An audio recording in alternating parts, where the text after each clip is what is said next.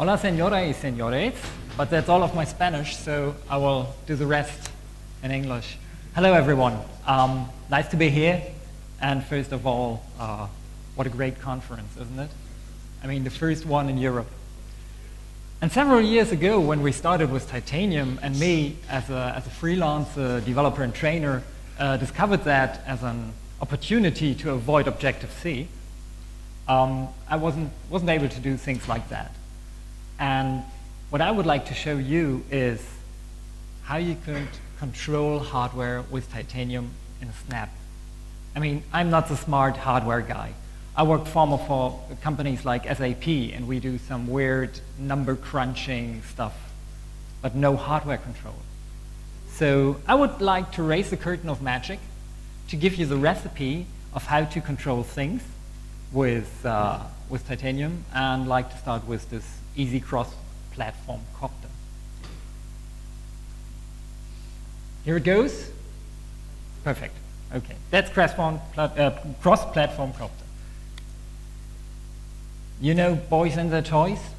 And if you have a girlfriend or wife and you would like to convince them to, well, I mean, we grew up, but we ever wanted to have new toys, right?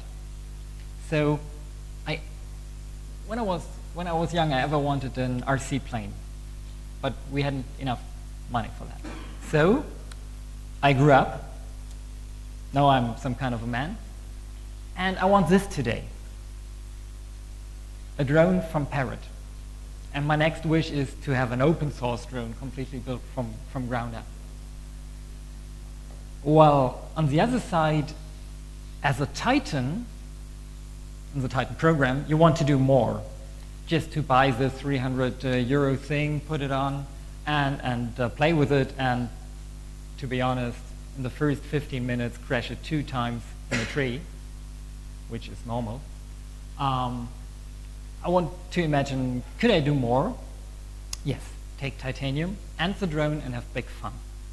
And what was the Kickstarter for me? The Kickstarter was last year. We had BlackBerry Jam Asia. And Jeff and the guys from BlackBerry were so kind to make a contest. So they sent a mail to the Titan list and asked, could somebody do some nifty application for the new BlackBerry SDK with the alpha version of it? And I was thinking about, yeah, why not?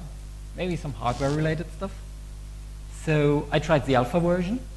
And is Cat around? Hopefully? Perfect. Hi, man.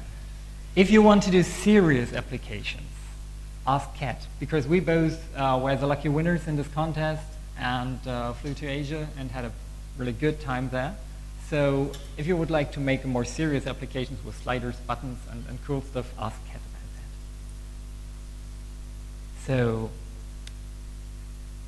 why I want to have this drone? From a geeky standpoint, I want to have this drone because it has cool horsepower motors. It has an ARM Cortex-A8, 1 gigahertz processor, something you can get in most Android tablets, the cheaper ones. So it's not some kind of nice Raspberry thing. It's a full-blown computer with 1 gigabyte of RAM. It has Wi-Fi. It has BusyBox Linux.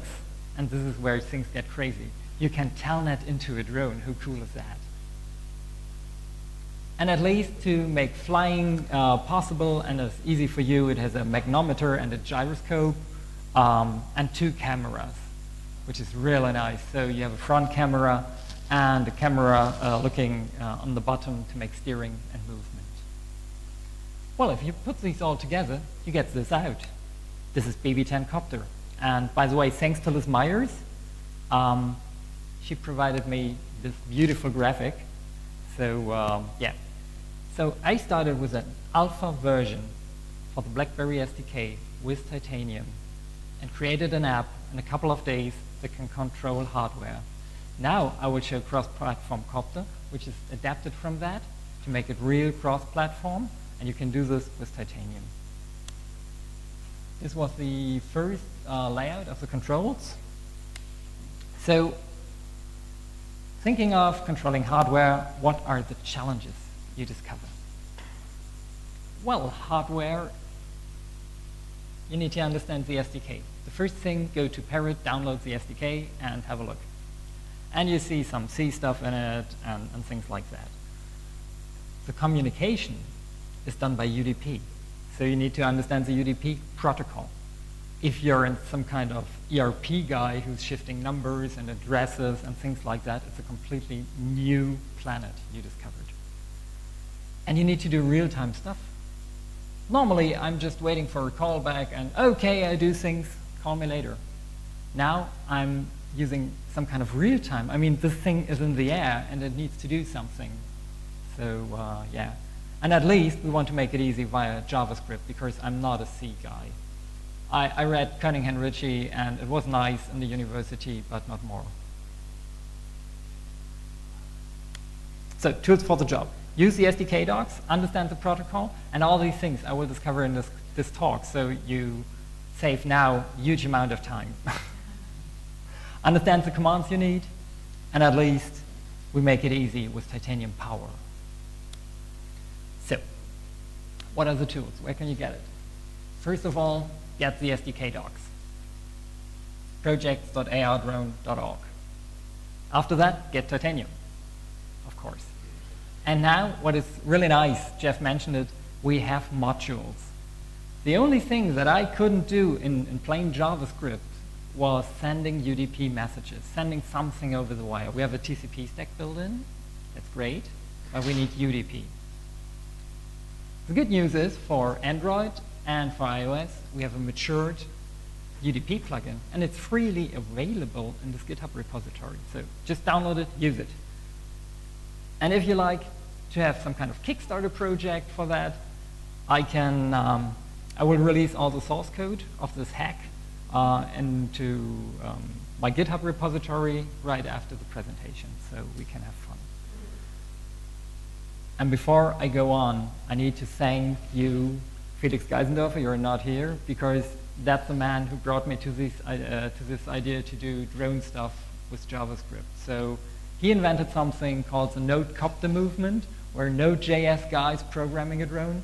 And I talked to him, and we kind to adapt this now to cross-platform Copter. Okay, so let's have some fun. How to talk to a drone?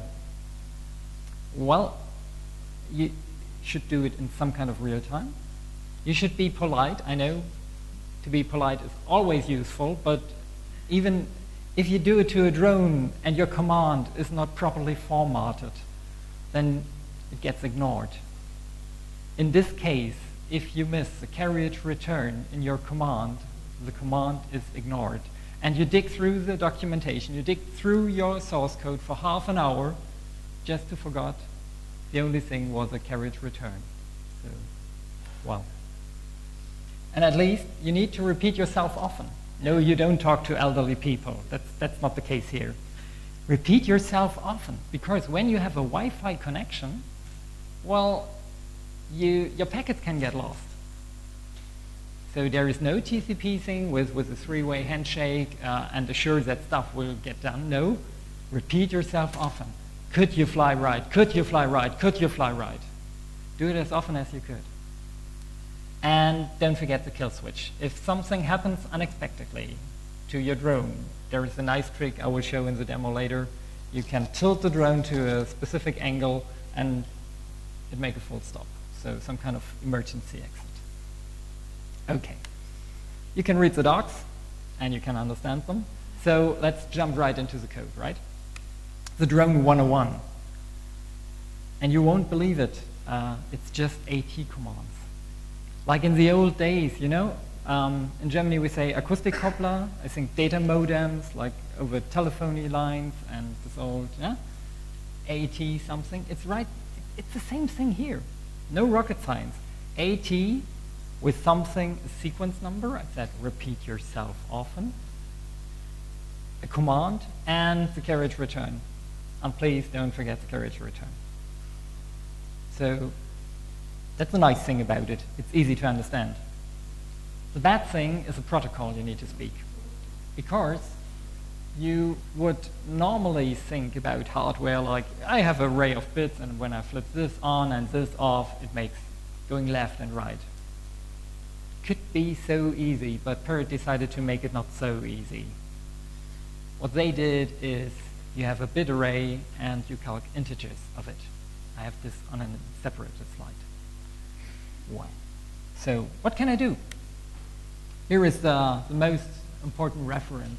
You can do things like PCMD, which we would like to use for doing flying left, flying right, rotate left, rotate right, increase or decrease altitude, things like that. You need atref for things like make a takeoff, make a landing, and the most important thing, even at this point where we saw no code at all, don't forget the ftrim.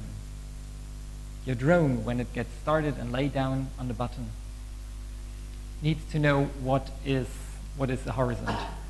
Is this null or not? I flew to Asia. I forgot the ftrim.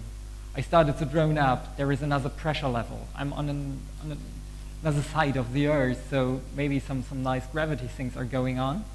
Yeah, right. The drone is just shaking. So don't forget the ftrim. Trim your drone. Okay.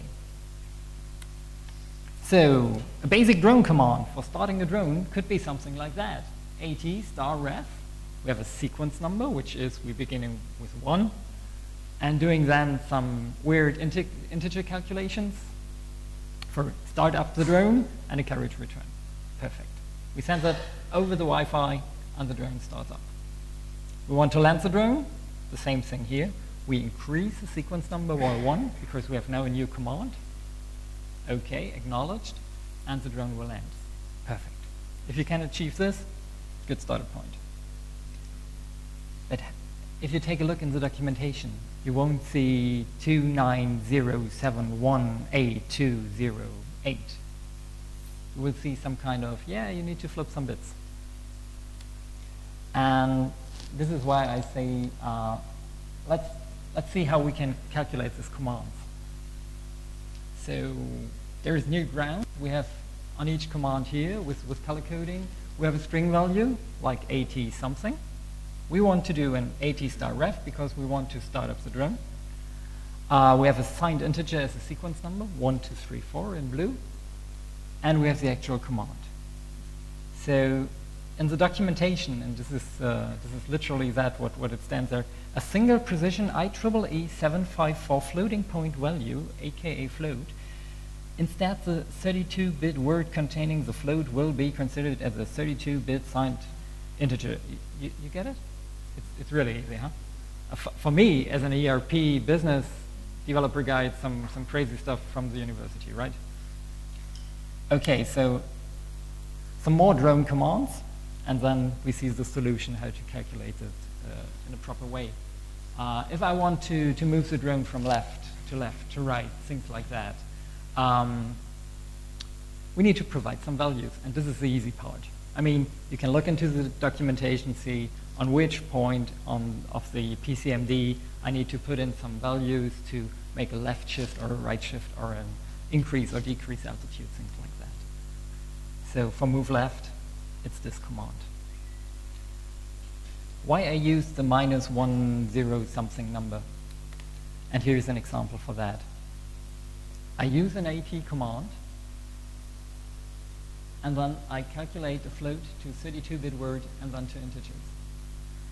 In my example, I want to pitch the drone in 0.8 degrees to make it move forward, for instance.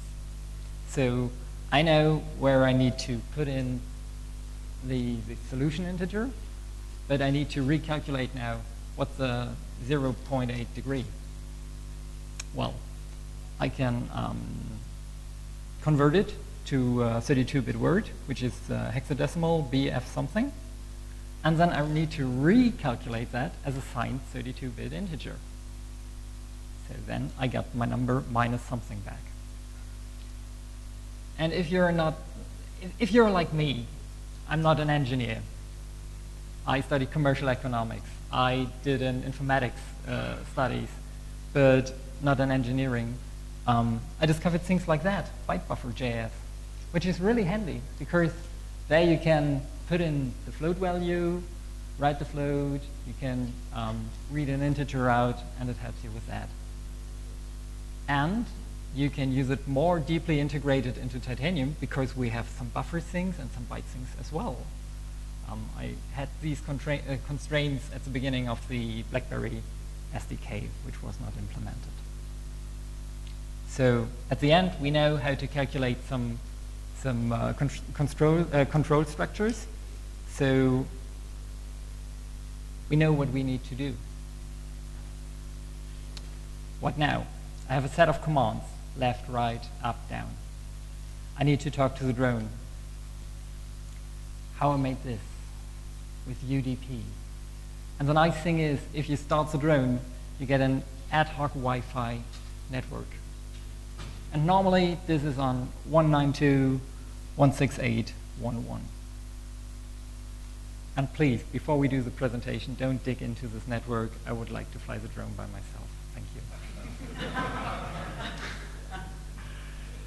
And you're happy, you're curious. You said, yeah, man, I have all the commands that I need. And now? Well, the drone did not answer because you forgot something really special. If you talk to the drone, do it on port 556. Why?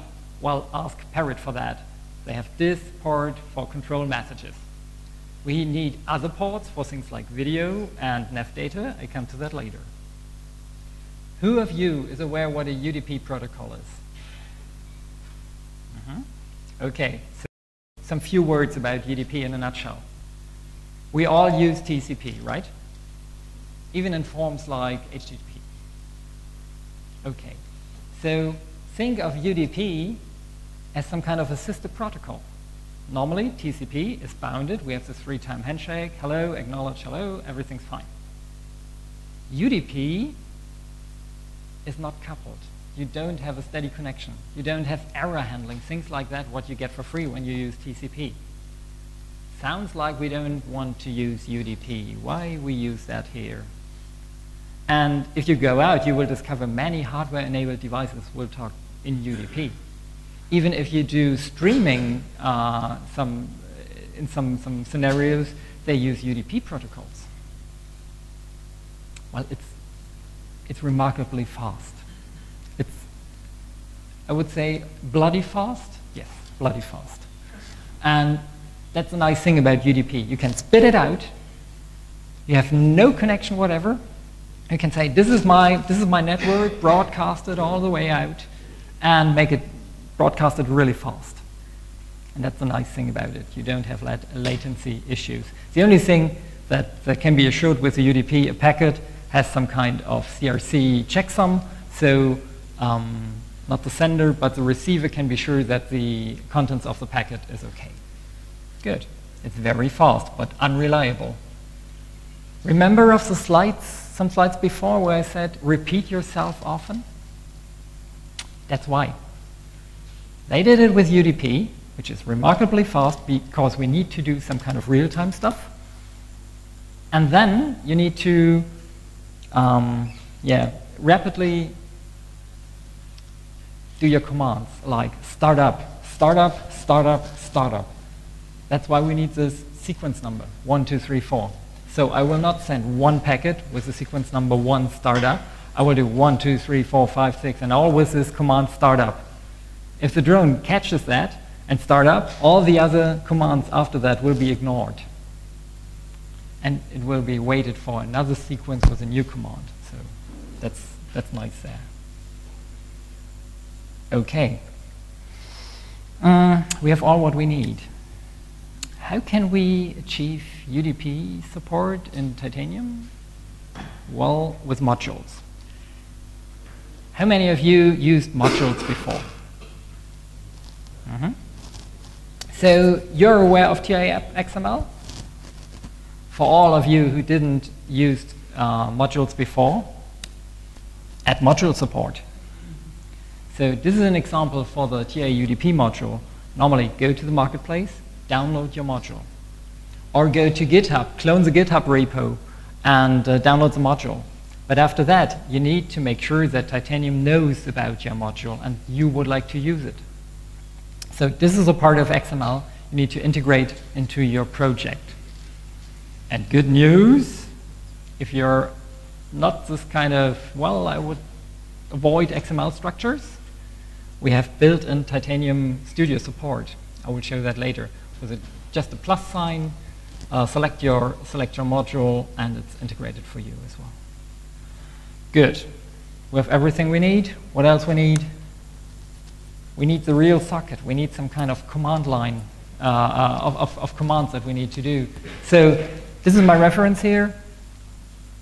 I use require, call the module, UDP. So I have a module object then. And the module object, UDP, has a function called create socket. So we instantiate a socket from that. And now it's really easy for you. Just say socket.sendString, and you can send strings right to your destination. You may enter a property like host to directly send it to that. You may say, OK, just broadcast it to a network. Then we can attach a port, which is really important in our case, and at least the data, the payload, so some cool command stuff. If you prefer to do it by bytes, the more cooler stuff, there is not only send string, there is also send data. So you can put in your bytes or byte arrays and send it right through. Perfect. We have everything we need to know. At least we need to accomplish two very important tasks, which are unaware of Titanium. We use JavaScript, right? And we would like to send a command repeatedly to a drone. How could we achieve this in JavaScript? Sending something maybe endlessly.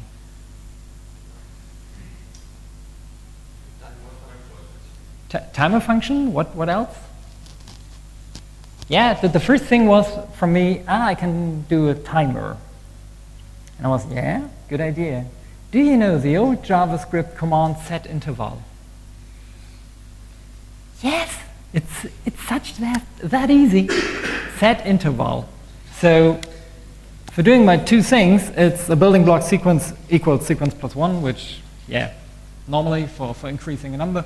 But after that, set interval, and you give this call a function, in our case, do current command, where I send some things. And after that, you give there a timer argument in milliseconds. So if you read the documentation from Parrot, they say the best practice is to rapidly send commands every 30 milliseconds. So implement that, and in your do current command function, you do all this send something to the socket stuff. Well, which brings us to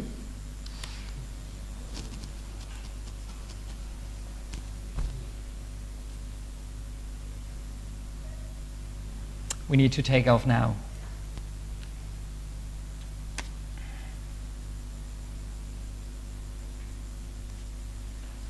So hopefully you can see everything. Okay, I will show the code later. First, I need to hope that the demon gods are with me. And I do it with a simulator.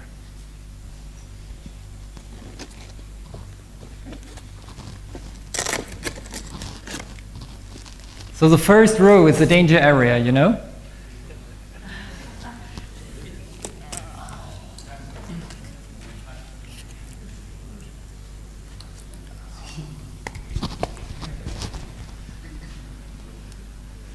Okay, here it is. Here's the app. Actually, the UI is some kind of crap, I know. But this will progress, because after the conference, I add cloud support, so we can now collect where you fly your drone. And then I will redo the UI as well as do things like Common.js or maybe an Alloy approach. Okay, good. So connect your drone to the Wi-Fi.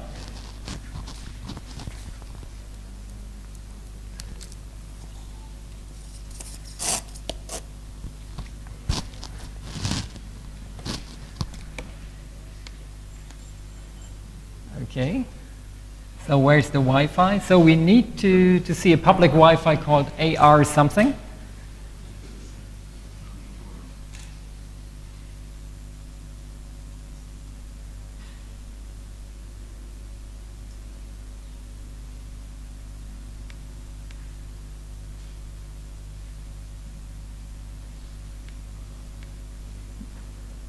There it is, AR drone. The lights are green, and now I need to start the communication. You can see the console log there. So I send now the ftrim command to the drone. And hopefully,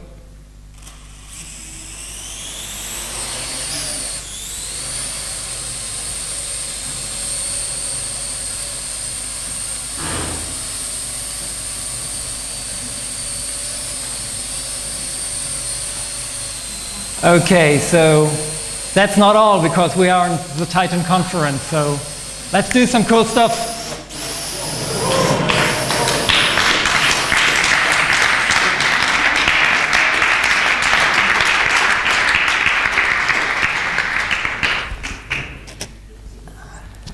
You can have fun with this, and I encourage you, even if you are a company, and one moment, stop communication, okay.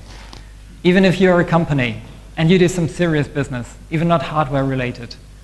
I've done now 10 years of several programmings, like Java, a little bit of C, C#, JavaScript, things like that. If you buy your employees a little thing like that, they will love it. And the good thing about that, spending 300 euros, is they will re-evaluate their knowledge. When I get used to do UDP things, when I get used to think about, I need to format things, I need to dig more into byte coding stuff, things that I never need to do before, because as an SAP employee with Java NetWeaver things, or as a Microsoft employee, you always do your stuff. And you always do some listings and draw circles red if the revenue is under estimated values. Just really change your mind in terms of programming, and it's really good to have that. My actual project is I want to drive an RC car, and in 2 weeks I'm looking forward to release a little app for using your Philips Hue things. I don't know if you're aware of the project. You have lights that can change color over the air. So, okay, how we made that magic. What's the timing, by the way? Are we good, hopefully? 3 or 4 minutes, yeah? Yes, okay, so we wrap it up. I'm the only one between you and your lunch. Okay, here you see the code. UDP require, we create a socket. The drone IP, well, I use it from a function because I save that in a key value store in the properties. I have the COM port.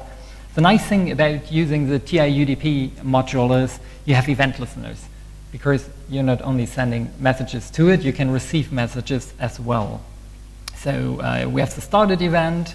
Yeah, something happens. We have an error event. Hopefully that don't happen. I made some constants here to fly something, and here's the magic. It's the do current command. So I take a global variable called current command. Normally, if I don't use an alpha version of an SDK, which is underdeveloped, I would do things like fire event to do synthesized events, maybe. Well, and build an event there, build the command there. And at the end, we send the string properly formatted to the drone. Well, use this in combination with touch, start, touch, end events on your UI to send this. Because if you don't want to do anything and the drone should stay at the point after moving left or right, you should send a hover command, just by the way. Okay, that's all of the code. We wrap it up. I would guess, yeah, 3 slides, perfect time management. Good, and now, yeah, have fun and experiment with that. Start your titanium environment, try the CPC Copter code. You can clone the GitHub. Have a look inside the flight book. And when I say this, we need to refactor that. I mean, a flight book should be an own module in Common.js, and we have some cool alloy thing that is going on, so let's make that happen. Future plans, well, if Jeff is around, please put me in the beta for the Windows Phone 8, because the time in the BlackBerry was great to get your first hands on it, and it works really great. I would love love to see Cat with the push notifications, because when we want to build a community, we need to send push notifications. I'm at this point. If you would like to join me, we can do cross-platform Copter together. The biggest thing is to make the camera work. This isn't rocket science, but we have one problem. If you look into the documentation, fine. There's a TCP stream you can catch, and this works. It works beautifully, because normally you would instantiate a Titanium Media video player for streaming H.264 video. However, Parrot decided to make a proprietary format. So they sneak in some things in the MPEG stream called PVE, Parrot Video Encapsulation. We need to pull that out. So actually, I'm trying to get the stream with Titanium and do some kind of byte manipulations in the stream online with Titanium and JavaScript to send it then to the media video player. If there are some smart C guys around it, I have the header files with me, everything. Maybe we can figure out some nice Titanium module for that. So let's build a Titanium Copter community. I would like to keep it free because, yeah, it should be free. Thanks, Bodily, for the conf. I mean, that's code strong in Europe. How cool is that? Thank you for your patience here in the audience. Thank you, Accelerator, for this great tool. My last 3 years were challenging and mobile, I can tell you, but really cool. If you'd like to contact me, well, Markus Ross at Zahnhelfer.de. I'm based in Germany. You can see me on Twitter, or in real life, grab me with a beer at the bar. Thanks.